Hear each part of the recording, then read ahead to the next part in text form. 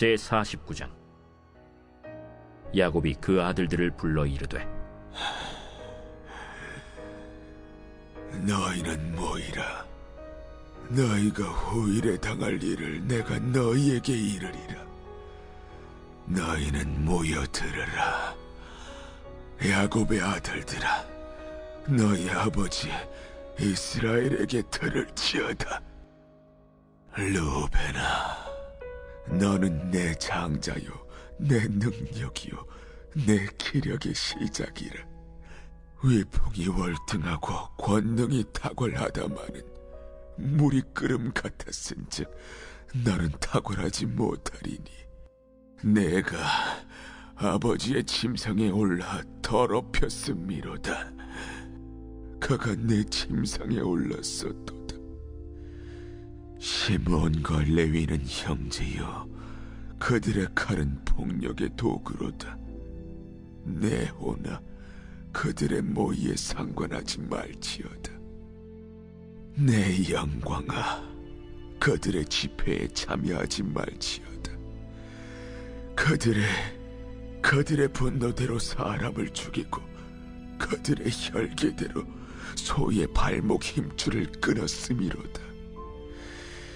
그 노여움이 혹독하니 저주를 받을 것이요, 분기가 맹렬하니 저주를 받을 것이라.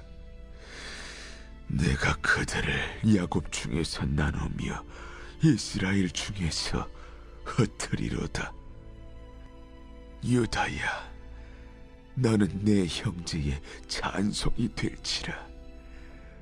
내 손이 내 원수의 목을 잡을 것이요, 내 아버지의 아들들이 내 앞에 절하리로다. 유다는 사자 새끼로다. 내 아들아, 너는 움킨 것을 찢고 올라갔도다. 그가 엎드리고 웅크림이 수사자 같고 암사자 같으니 누가 그를 범할 수 있으리야. 규가 유대를 떠나지 아니하며 통치자의 지팡이가 그 발 사이에서 떠나지 아니하기를 실로가 오시기까지 이르리니 그에게 모든 백성이 복종하리로다. 그의 나귀를 포도나무에 매며 그의 암나귀 새끼를 아름다운 포도나무에 맬 것이며, 또 그 옷을 포도주에 빨며 그의 복장을 포도즙에 빨리로다. 그의 눈은 포도주로 인하여 붉겠고 그의 일은 우유로 말미암아 희리로다. 할렐루야. 사랑하는 우리 영성교회 성도 여러분, 7월 22일 오늘의 아침 묵상 시작합니다. 오늘 창세기 49장은 야곱이 자녀들을 모아놓고 유언을 합니다. 그런데 이 유언은 단순히 아버지로서 자녀들에게 당부하고 자기 말을 남기고자 하는 것이 아니라 유언의 형식을 빌어서 하나님의 이름으로 축복을 하는 것입니다. 또한 축복으로 그치는 것이 아니라 축복의 형식을 빌어서 하나님께서 저들의 삶을 어떻게 인도하실 것인가에 대한 예언이기도 하죠. 그러니까 오늘 본문은 유언이면서 유언의 형식을 따르는 축복이고 축복의 형식을 따른 예언이다 라고 말할 수 있는 것입니다. 야곱은 본문 2절에 너희는 모여 들으라. 야곱의 아들들아, 너희 아버지 이스라엘에게 들을지어다 라고 말합니다. 마치 신명기 6장의 쉐마, 이스라엘아 들으라 와 한 것 같이 너희는 이 말을 기억하고 마음판에 새겨 영원토록 지켜라 하고 당부하고 있는 것이죠. 훗날 우리도 하나님 품으로 떠날 텐데 우리 모든 부모님들은 야곱처럼 자녀들을 모아놓고 마지막으로 믿음의 당부, 신앙을 전수할 수 있는 믿음의 가정이 되기를 축복합니다. 그러기 위해서 오늘 우리는 신학의 흔적을 남겨야 합니다. 변화의 열매를 맺어야 합니다. 말뿐이 아닌 진짜 신앙을 그래야 유산으로 물려줄 수 있습니다.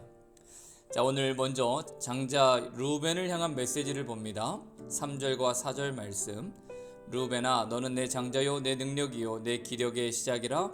위풍이 월등하고 권능이 탁월하다마는 물의 끓음 같았은즉 너는 탁월하지 못하리니 내가 아버지의 침상에 올라 더럽혔음이로다. 그가 내 침상에 올랐었도다. 르우벤은 장자로 능력과 기력의 시작이었고 위엄이 있고 능력이 탁월한 사람이었다라고 말하는데, 그러나 성정이 물이 소용돌이 치는 것 같이 조급하고 정욕적이며 충동적이어서 가장 탁월한 인생은 되지 못할 것이다 라고 말하죠. 이 말은 그가 장자이기는 하나 그 장자권이 유다에게로 넘어간다는 것을 보여주는 예언이기도 합니다. 왜 그런 일이 일어나게 되었죠? 장자권의 상실의 가장 큰 이유는 그가 아버지의 첩 빌하와 통관을 했던 적이 있기 때문에 그렇습니다. 그렇다면 오늘 르우벤 입장에서 아버지의 유언의 말을 들으면 얼마나 실망스러울 수 있겠습니까? 더군다나 아버지는 왜 마지막에 형제들 앞에서 나를 이렇게 부끄럽게 하시나 라고 할 수도 있겠죠. 그런데 이 말을 기억하고 르우벤이 하나님 앞에서 진심으로 회개하고 그 충동적이고 정욕적인 부분을 제거한다면 이것은 오히려 이 르우벤에게 저주가 아니라 축복이 되는 겁니다. 자, 둘째와 셋째 시므온과 레위에 관한 유언도 한번 보겠습니다. 5절만 한번 읽어볼까요? 시므온과 레위는 형제요 그들의 칼은 폭력의 도구로다. 이미 살펴본 말씀이었는데 시므온과 레위는 여동생 디나가 세겜에게 겁탈을 당했기 때문에 피해 복수를 했었습니다. 그런데 도가 지나쳤죠. 세겜 한 사람이 아니라 그 부족 전체를 할례를 받고 회복 중에 있는 상태에서 밤에 급습을 하여서 몰살을 합니다.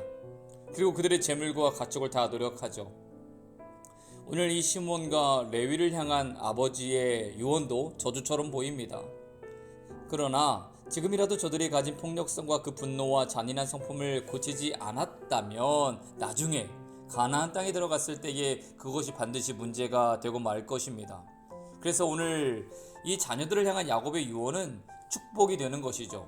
그들이 하나님의 나라가 되어 가기 위해서 반드시 끊어내야 하는 것들에 대해서 명확하게 야곱이 지적을 해주기 때문에 그렇습니다.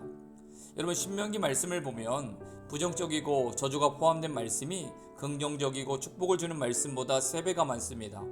부정 속에서 긍정을 발견하는 것, 그것이 축복받는 비결이요 지름길이 되는 것입니다. 이렇게 하면 내가 정녕 저주를 받을 것이다 라는 말을 듣고 돌이켜 회개하면 복이 되는 것입니다. 실제로 레위는 훗날 시내산 금송아지 우상 숭배 사건 때 우상 숭배자들을 처단하는 거룩한 편에 섰습니다. 하나님 편에 서기를 선택했습니다. 그래서 저들은 결국 하나님의 성전을 섬기고 백성들에게 말씀을 가르치고 예배를 집전하는 제사장 족속이 되는 놀라운 복을 누리게 된 것입니다. 자, 8절부터는 유다를 향한 유언입니다. 넷째 아들이었던 유다가 영적 장자의 축복을 받게 되죠. 유다야, 너는 내 형제의 찬송이 될지라. 내 손에 내 원수의 목을 잡을 것이요 내 아버지의 아들들이 내 앞에 절하리로다. 유다를 통해서 내 원수의 목을 잡게 될 것이다 라고 말하는데, 마치 창세기 3장 15절에 여자의 후손은 내 머리를 상하게 할 것이요 너는 그의 발꿈치를 상하게 할 것이니라. 이 원복음, 하나님께서 경륜과 섭리로서 이 여자의 후손인 예수 그리스도를 통하여 사단의 머리를 깨부수시고, 오늘 이 예언의 말씀이 유다를 통해서 이루어진다라는 거죠. 유다 지파에서 바로 예수 그리스도가 태어나셨습니다. 그런데 유다도 흠이 많았던 사람 아닙니까? 많은 정도가 아니라 실제로 가장 흉악한 죄인 중에 하나였습니다. 막내 요셉을 장사치에게 팔았던 것도 유다고, 며느리 다말과 부정한 관계를 맺었던 것도 유다였습니다. 그런데 이 유다는 시간이 지나면서 끊임없이 잘못된 그 성품과 기질을 바꿔간 사람이 되었습니다. 10절 말씀에 주가 유다를 떠나지 아니하며 통치자의 지팡이가 그 발 사이에서 떠나지 아니하기를 실로가 오시기까지 이르리니 그에게 모든 백성이 복종하리로다. 규와 통치자의 지팡이가 떠나지 않는 축복, 즉 유다의 영적인 분별력과 이 판단력 그리고 절제력이 있어서 모든 부분에서 리더가 될 것이다 라고 예언이 되는 거죠. 그래서 훗날 유다가 이 가나안 땅을 점령하고 차지했을 때에도 가장 중요한 땅을 이렇게 기업으로 받게 됩니다. 그리고 오늘 이 축복의 예언처럼 유다의 자손을 통해 은혜의 통치자 다윗 왕조가 세워지는 것입니다. 사랑하는 성도 여러분, 하나님의 말씀은 때로 우리를 징계하는 것 같고 우리 죄를 낱낱이 드러내는 것 같아 수치스러울 수도 있습니다. 때로는 저주하는 것처럼 들릴 때도 있죠. 그런데 그 말씀에 우리가 가슴을 치며 내 삶을 돌이키기 위해 회개한다라면 과연 그 말씀이 나에게 저주입니까? 징계입니까? 아니면 축복입니까? 나를 살리시려고 나를 위하시는 하나님의 깊은 배려와 사랑의 메시지로 들리는 은혜가 여러분들의 삶에 가득하기를 바랍니다. 그래서 우리에게 주신 하나님의 말씀을 우리가 붙들고 산다라면 내가 십자가에서 죽었는데 내 성품 하나 못 바꾸겠나? 내가 죽고 예수님이 사시는 인생이 되었는데 삶의 방향성 하나 못 바꾸랴? 이렇게 말하며 기도할 수 있는 우리의 인생이 될 줄을 믿습니다. 오늘도 성령님께 마음 활짝 열고 내어 맡기며 주님의 뜻을 분별하여 살아가는 우리 영성교회 모든 성도님들이 되시기를 예수님의 이름으로 축복합니다.